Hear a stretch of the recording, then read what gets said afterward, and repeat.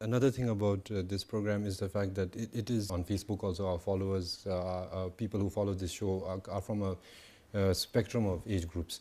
But it is specifically aimed at the youth of Bhutan. And the youth of Bhutan, including myself growing up here, although it was so much more easier for me now in retrospect because we did not have the internet then and we did not have cable television then. So I feel that there is so much happening, and the fact that there is unemployment, all of these things, it's culminating to the youth. There is a higher case of depression and there is a higher case of suicide as well. So if there is any message from Rinpoche specifically to the youth of Bhutan.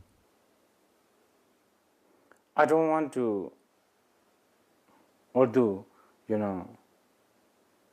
I'm very tempted, but I have to say, I don't want to be so arrogant to sort of indicating that I know the answer, because I myself am very puzzled in one way, and on the other hand,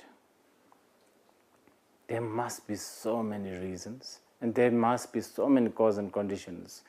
Small things like how we segregate these people, how we kind of neglect these people in many different ways. Neglect comes in many different forms and shapes. I think there's so many situations. I think even situations such as the fact that we are sandwiched between two giants is not helping us. But some of these situations, we just have to live with it. And therefore, I would say to the younger generations that they have to be patient. And our education system probably is a bit backward, and we are not really managing to, we are forgetting to teach our young generations that getting education is, the primary reason is not to get a job. It's to really refine yourself, to be confident, to be creative, to be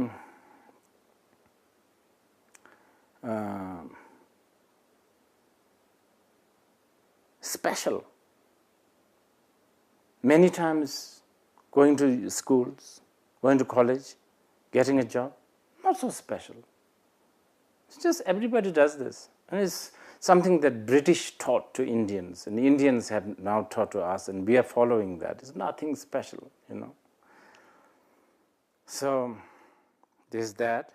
And there also, there's so much comparison. I feel for the young people. I feel for girls. I feel for boys. There's so much pressure to look like Korean boys, look like Japanese girls, look like, I don't know, Beyonce, look like Tom Cruise. I don't know, I'm far behind. I don't know who's the hottest guy or girl now. But there is that pressure, the magazines, the Facebook, the WeChats, and they're going to, they're to stay now.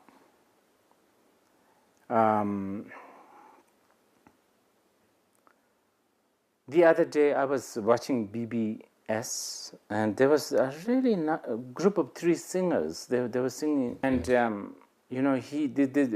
musician was sort of telling the young people that it's really good to volunteer. And that's it. There we go. That's another one. We have been told, we have been sort of groomed to think that only good, sort of only worthwhile and valuable way of living is when you draw a salary.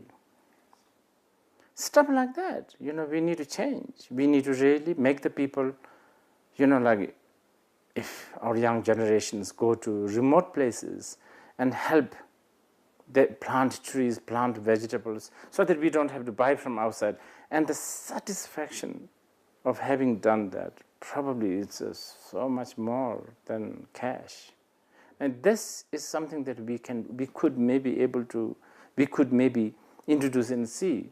So as I said earlier, I don't want to be, although I'm tempted, I don't want to be so arrogant to say that I have the answer for this. This is, of course, definitely a growing concern for me, and it's not going to get better. I'm sorry to be very pessimistic. I'm by nature a little bit pessimistic, but the fact that you are asking me this question, and the fact that we are discussing this, I think that's quite good. I think we should discuss this more.